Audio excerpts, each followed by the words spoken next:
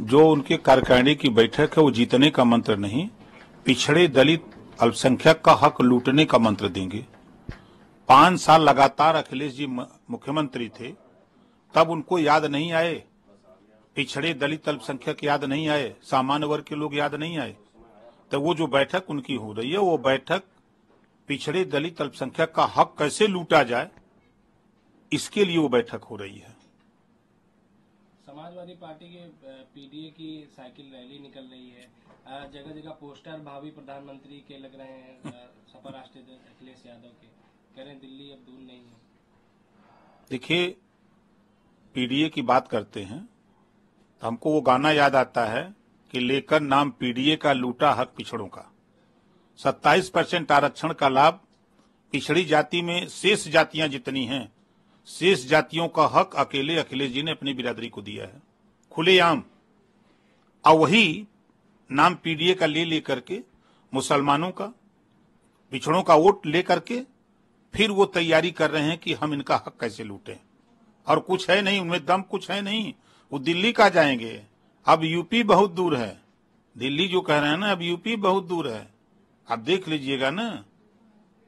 अच्छा, पीडीए के ए ग्रुप नहीं, क्या फर्क पड़ेगा? नहीं, अधिकार लूटना भी हो सकता है?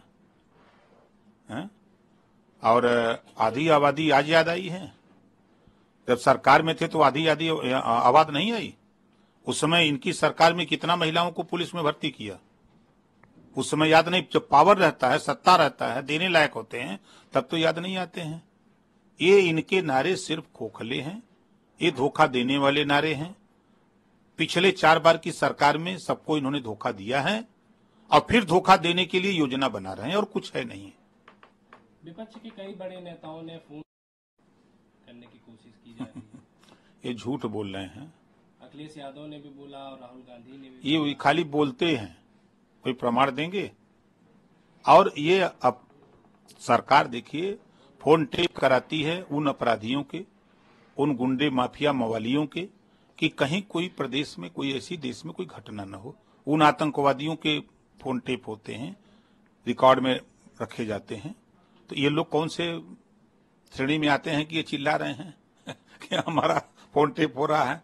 ये अपने से साबित कर रहे हैं कि हम हक लूटने वाले लोग हैं, हम पिछड़ों का हक लूटे हैं, हम सत्ता में रहे हैं।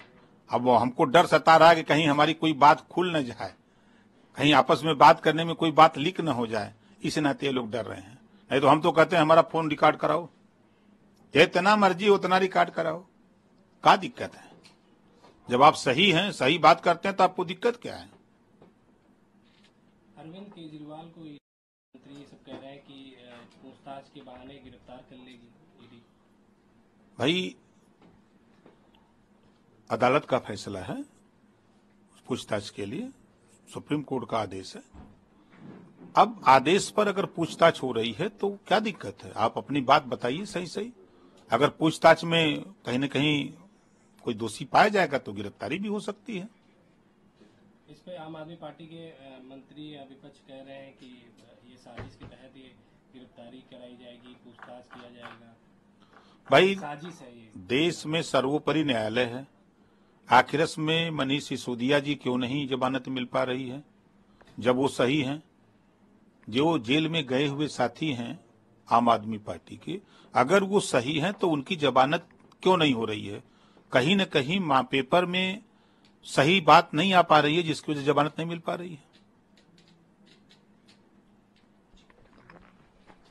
कुछ बैठक में बातचीत की जाएगी। देखिए, दिल्ली में भारतीय जनता पार्टी की बैठक है। भारतीय जनता पार्टी के उत्तर प्रदेश के मुख्यमंत्री, दोनों डिप्टी सीएम और तमाम संगठन के लोगों को और मंत्री लोगों को बुलाया गया है। आगामी 2024 के चुनाव को लेकर चर्चा होनी है, और वहां मंत्रिमंडल जो विस्तार की चर्चा है उस पर भी चर्चा होगी।